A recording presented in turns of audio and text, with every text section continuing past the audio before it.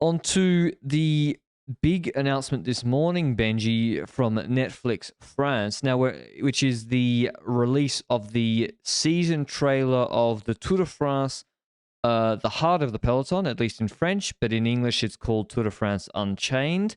Season 2, which comes out on the 11th of June, which is 2 days after the Criterium du Dauphiné, and a Tuesday, I then assume.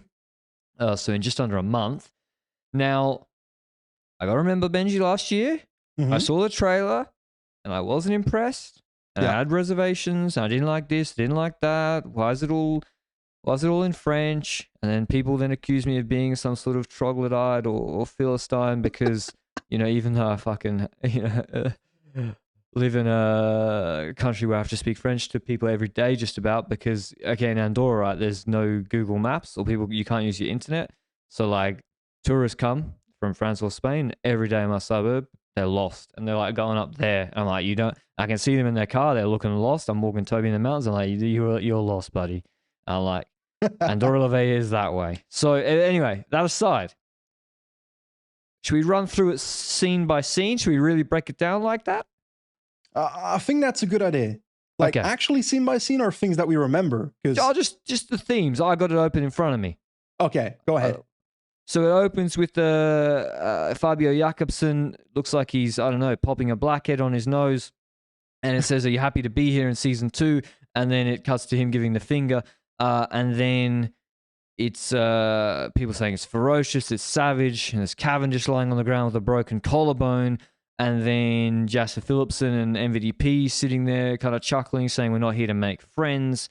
And then shows Fabio having crashed with Patrick Lefevre, saying over the top, "You have to be ready to kill someone for the stage." Pidcock says, "I love the risks, but it's not always in your control." It shows Rodriguez then going down in front of Kuss on stage 20 and Lucas Hamilton crashing in Pays Vasco in like 2022. Over a barrier. Then Julien Jourdi giving some motivation, some scenes of, and then it shows Prudhomme saying, "We're going to stand and respect a minute of silence." I think that was after the Gino Maida, he passed away. And then it shows, again, Moritz, we're now halfway through, 30 seconds in, Moritz saying, "You sacrifice your life, your family." Alaphilippe then. This shows the drama between him and Lefevre. And they're like, "Are you paid too much?" And Alaphilippe says, "Yeah, for Patrick? Yeah, I am." And then last 20 seconds, it shows Vingegaard being walked, like sort of marched by Arthur Van Dongen to the Visma bus. And it says, "We have the impression that we've just seen a scandal," and shows the Alpecin bus. And then they show a question being posed to Thibaut Pinot. "Do you think that he is doped or not?" And just shows Pinot's face showing nothing. And then some people saying no media, Gaudu and O'Connor, Wout van Aert mad, and more crashes, and then it goes cutscene. I will add on to that. Van Aert mad means "Hoe dan nou mogelijk" is what he said in Flemish. What does that mean? How is this possible? All I know is Godverdomme. That specific scene, I think, is referring to the actual Victor Lafay victory in the first 2 stages. How is this possible that he won? So I'd like to see that segment. Cavendish crashing out, I think, it's not enjoyable to see him crashing out, but it's a logical storyline.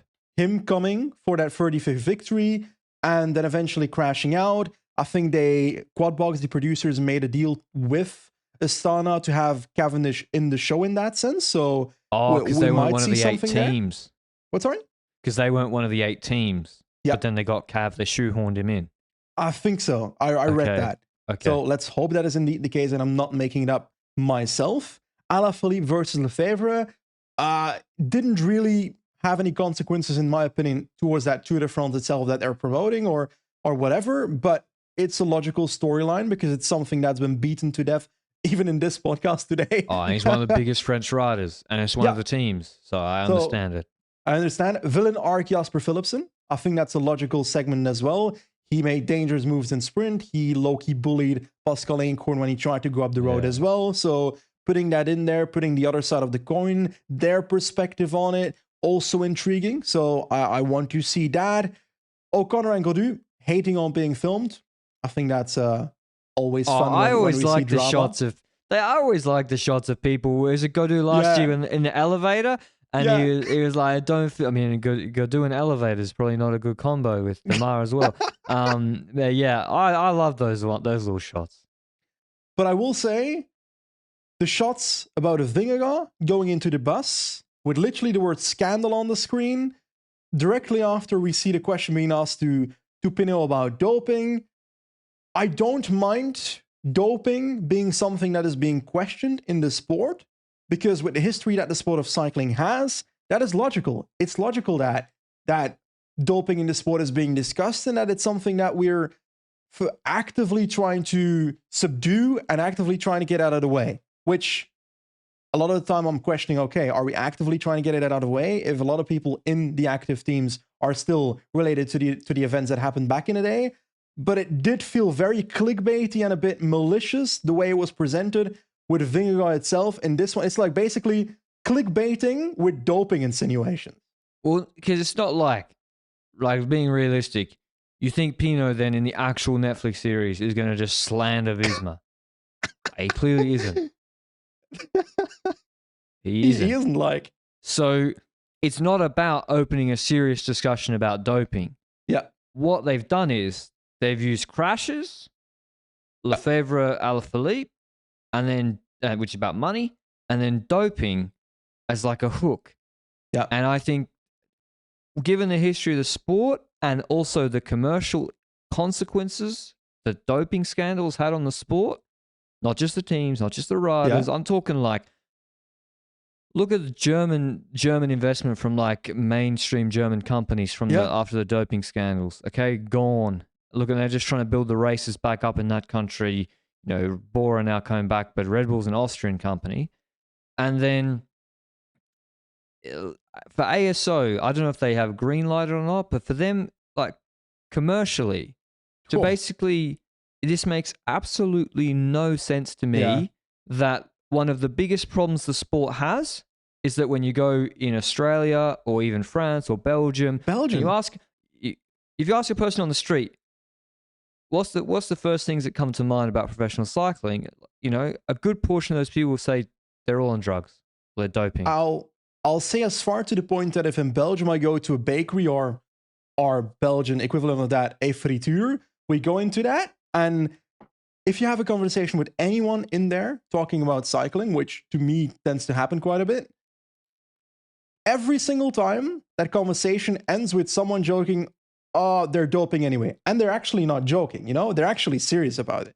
Like, the mainstream public in a lot of countries believes that our sport is fully induced in doping, which I personally hope is not the case anymore. Yeah, and then they go watch, they pay for UFC fight night and NFL season ticket and watch football. And they're like, this is great. I'm like, are you serious? But anyway, that's a separate discussion. What you said is the reality. That is the reality of the perception with a lot of people. And to use that to consciously make the decision that you're going to promote the affiliation between the two, cycling doping, and use it as a hook, to me, there wasn't a scandal last year. To do that is, to me, crazy. Because it's not like... Because, if there was a scandal and like a team got booted and there's a Festina affair or something, you have to address it in the series. But that didn't happen. So that'd be a good series. It seems like they're shooting themselves in the foot, and I am very surprised it's in there. Yeah, because it's not, I fully agree with that. Going to be. There's not going to be a serious doping thing. I mean, what's next? Why don't we get Antoine Vaillant on the teaser trailer?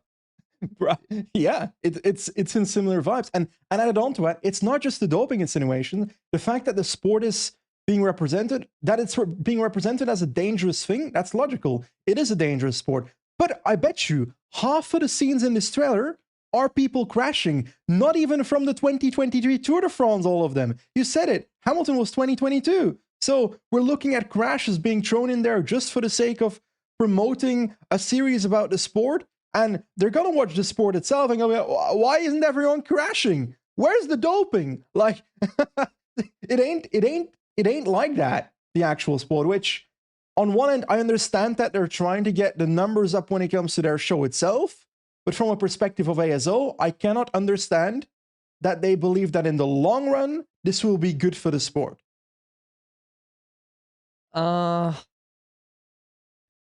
Yeah, I mean the crash. I get it with the crashes. I mean, if you put a YouTube video up with a crash, it gets huge views. That's just people have a morbid curiosity.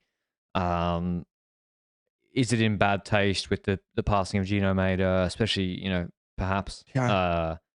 and especially with but it's the amount compared to the other stuff. There's not much in this. I agree. The proportion when is it comes crazy. to actual racing, actual tactics. There's nothing like that. There's no tactics. There's nothing when it comes to actual racing in there. You just see Pogacar attack Vingegaard once. You see them two scoring through the screen. Most of the shots in the race is people crashing, and I do not like that. That is the way. It's like cycling is only crashing if you watch this trailer, and there's so much more than that in this sport. You see Bilbao's victory celebrating over the line in this trailer, and Moharic's interview afterwards, which was more about how dangerous the sport is again. But like, there's one scene in here that I remember that is positive, like that is happy. Bilbao crossing the line, winning a stage. Yeah. All the rest is negative things.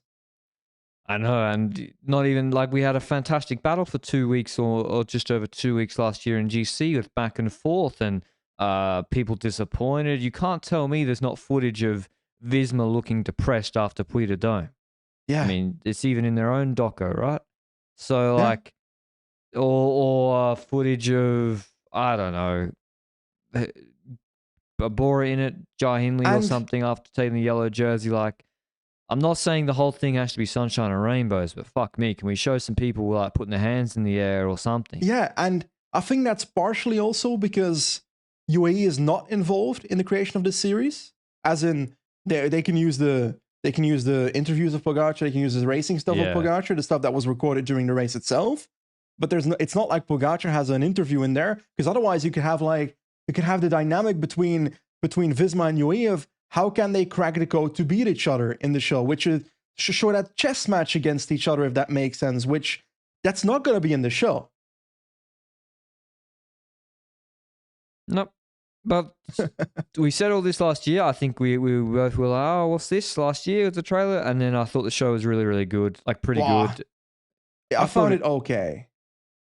Yeah, but we are degenerates. So, like, we are not the target audience. And so if we thought it was just okay, that means it was probably pretty good. And commercially, I think it performed much, much better than, like, the surfing one, Point Break. And, like, the tennis one was horrendous. I watched the Curious episode, and then the next one was, the rest of the ones were unwatchable. Like literally unwatchable. So I think it was actually quite good compared to the other sport ones, except for Drive to Survive, and commercially did quite well. So it still can, and that's what I expect. I expect it to be quite good. Okay. I hope so. But listen, maybe they know what they're doing, but yeah, I thought selectively being like, let's associate cycling with doping again in maybe the biggest non-live video media property of it that we control is that was a choice. That was certainly an editorial choice, but we'll see if it pays off. Yeah, let's hope it's good, eh? Let's hope it's good. Let's hope it expands the audience, but also in the long term, because right now I feel like the expansion of the audience of cycling by this trailer alone would be in the short term and not necessarily the long term. I want people to stick around for the long term of the sport. I think it will do. I mean, Drive to Survive, it didn't pick up, like F1 didn't go crazy until like season 2 or 3, I think, from memory. So I do expect it to have another compounding effect. I don't necessarily believe that you can do this without UAE being just as involved as Visma is. Yeah, but you can't force them to. And like, how will Visma feel about seeing those doping insinuations about Vingegaard in the trailer of the Tour de France Unchained series? Not happy. I can imagine. Well, I mean, you're essentially paid a nominal fee. I don't know if it's still 60 grand, right? Was it per team or something? That was last year. Maybe it was more for season 2, with the idea that then you get the benefit to your sponsors. So I don't know. Probably still be worth it because they're going to feature heavily. I mean, that's the thing. Like they will get way more. It is for sure. Of course, it's a red herring. As I said, like Team Opinion are not going to just slander. I mean, maybe he does, and that'd be a crazy episode. It would give us content on the podcast. That'd be crazy. But I don't think so. So maybe it's gonna. That's the shame. It'll probably be.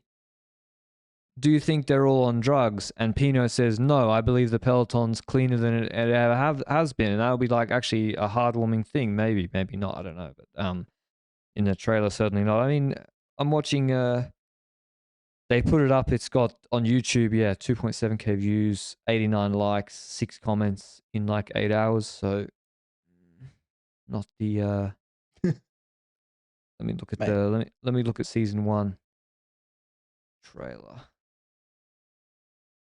I think the season 1 trailer did a lot better. Yeah, that had 580K, but that was on. Oh, they put it on. Oh no! Sorry. They also put it on the Big Boy Netflix channel with 28 million subs. So we'll check back in to compare the differences between the two. I do think there was word of UAE licensing footage, not just the interviews, but like also the footage they shot. I don't know if that happened. That would do a lot. That would help. UAE's YouTube channel now has these videos like every few stages of the Giro. And they're really good. That stuff. I like the Novak one. That was really funny. Yeah. The Liège Novak video. Okay, but we'll do a podcast when it comes out. We'll do a review podcast, of course. Last thing, one storyline that will be in there, Benji, that we haven't spoken about. What's one storyline from FDJ, Decathlon, Visma, Quickstep, Ineos? I'm thinking through it. Because remember they did an angle of Godou versus Thomas podium battle? Yeah. What's one of those that'll be in there? Will we see a Felix golfing? I don't know. Would they have known that maybe that he was their guy and they instead had O'Connor and Benoit? I'm not sure about that. Like, I'm thinking Carlos Rodriguez is something when it comes to Ineos. But then again, Pidcock is probably also a storyline because he's talking in the trailer. I'm thinking of what happened in the race actually last year because it's been a while. Yeah, I'm trying to think like what will be the crazy, like the thing that's like, what? That wasn't a storyline. And also Vingegaard won, didn't he? Bruh, get out of here. The year before, like the first season of Tour de France Unchained, we had the Bettiol thing that Vaughters was literally in a talk before the whole thing came out, saying, they were in the buzz after the cobble stage recording, and it got quite heated when Bettiol started riding for Pogacar, for example, and it never made it into the show. They had actual drama that didn't make it in the show, but they had fabricated drama that did make it in the show. And I don't know which ones we're going to be missing now and which ones we're going to be getting this time that might be fabricated instead. I got one for you. Okay. 2 brothers podium battle, Simon Yates and Adam Yates. Oh, God. And like, how do they feel about Adam dropping him on stage 1 to take the yellow jersey? And that's actually interesting. But it wasn't really a podium battle. It wasn't at all, but it was interesting. Yeah. So I'll throw that one in there maybe as one. Okay.